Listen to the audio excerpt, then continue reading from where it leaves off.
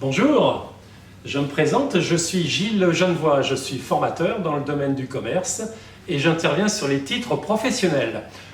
Alors je vais vous présenter les titres de responsable de rayon et de manager d'unité marchande. Ces deux formations se font en apprentissage et en alternance. Elles durent 18 mois pour le responsable de rayon et 20 mois pour le manager d'unité marchande. Pour les deux formations, le rythme d'alternance est de 1 semaine de cours, puis 3 semaines en entreprise. Le titre pro responsable de rayon est de niveau 4, c'est-à-dire équivalent à un bac, et le titre de manager d'unité marchande est de niveau 5, c'est-à-dire équivalent. Je rappelle que la formation sur les titres professionnels est avant tout orientée sur les compétences à maîtriser pour exercer un métier. Je vais tout d'abord vous parler, je vais détailler le titre responsable de rayon. Que fait un responsable de rayon? C'est avant tout un homme ou une femme de terrain. C'est une personne qui intervient sur les domaines de l'achat, de la valorisation et de la vente des produits. Dans ce métier, il y a 2 grandes activités à maîtriser. La première consiste à développer le commerce dans son magasin. Alors cela passe par la gestion de l'approvisionnement, pour ne manquer de rien. Il s'agit aussi d'organiser la mise en valeur des marchandises pour mieux les vendre. Et c'est tout mettre en œuvre pour séduire et convaincre vos clients. C'est aussi, bien entendu, connaître et analyser ses chiffres et résultats pour améliorer ses performances. La deuxième activité d'un responsable de rayon concerne l'animation de son équipe. C'est en écoutant, en accompagnant, en encadrant, en dirigeant une équipe de vendeurs ou d'employés commerciaux que vous pourrez atteindre les objectifs fixés par votre hiérarchie. Pour cela, vous devrez organiser le travail de votre équipe au quotidien. Vous devrez contrôler les tâches qu'ils ont réalisées ou pas, et donc intervenir pour comprendre ce qui s'est passé afin de rectifier la situation. Il s'agira pour vous d'intégrer de nouveaux collaborateurs et de favoriser leur réussite. Et toujours, et ce n'est pas si simple, il s'agit pour vous de mobiliser, d'impliquer, de rassembler les personnes qui travaillent à vos côtés, et cela quotidiennement.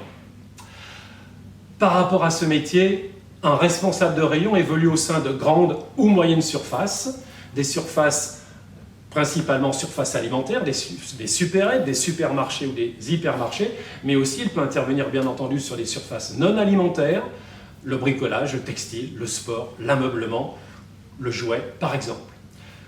Pour ce métier, je me dois d'être clair, qu'il n'y ait pas d'ambiguïté entre nous. Ce métier nécessite du travail, de l'engagement, de l'implication. Être responsable implique d'assumer des responsabilités et d'être force de proposition, notamment par rapport aux objectifs qui sont à atteindre. Alors si vous ne voulez pas vous ennuyer dans un métier, si vous aimez l'imprévu, si vous aimez gérer et résoudre différents problèmes en même temps, tout en atteignant vos objectifs, alors ce métier et cette formation sont faits pour vous.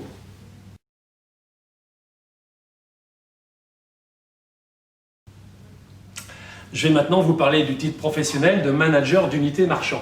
Alors, lequel est hiérarchiquement au-dessus du responsable de rayon? C'est une formation de niveau 5. C'est une nouveauté au sein de la Cité de la Formation. Elle sera mise en place à partir des mois de février-mars 2021.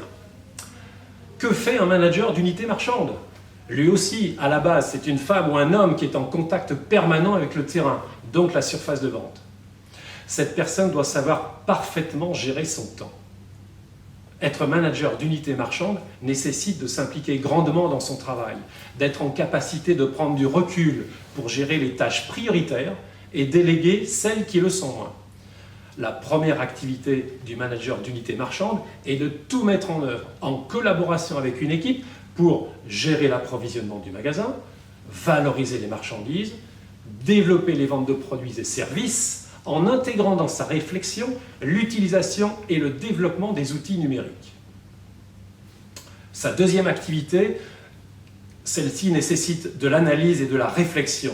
Cette activité est d'établir les prévisions de chiffre d'affaires à atteindre et de bâtir les plans d'action pour atteindre ces objectifs qu'il a lui-même fixés, objectifs qui ont été validés par les représentants de l'enseigne pour laquelle il travaille.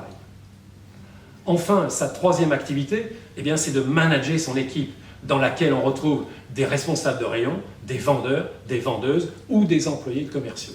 Pour cela, et c'est très important, il devra ou elle devra transmettre les valeurs et la culture de l'entreprise à travers la mise en place de règles de fonctionnement qu'il ou elle veillera à faire respecter. Ces missions de management sont les suivantes. Il s'agit d'organiser le travail de chacun en élaborant les plannings. Il s'agit de diriger, d'animer et surtout de fédérer son équipe en mettant en place des projets d'action commerciale conçus par lui-même ou par l'enseigne. Il s'agit d'être constamment à l'écoute de ses équipes pour les former et les faire progresser. Et bien sûr, quand il le faut, il s'agira de recruter et d'intégrer et former de nouveaux collaborateurs. Professionnellement, un manager accède à des postes à responsabilité au sein de boutiques franchisées ou au sein de grandes ou moyennes surfaces alimentaires ou non alimentaires. Pour conclure, c'est un métier exigeant, c'est un métier difficile, mais c'est un métier, croyez-moi, passionnant. Cette présentation des titres professionnels est maintenant terminée. Je vous invite à retrouver un autre de nos collègues en visioconférence via Google Meet en cliquant sur le lien en commentaire. Il se chargera alors de répondre à toutes vos interrogations. Je vous souhaite une excellente journée et je vous dis à très bientôt à la Cité de la Formation à Marmande.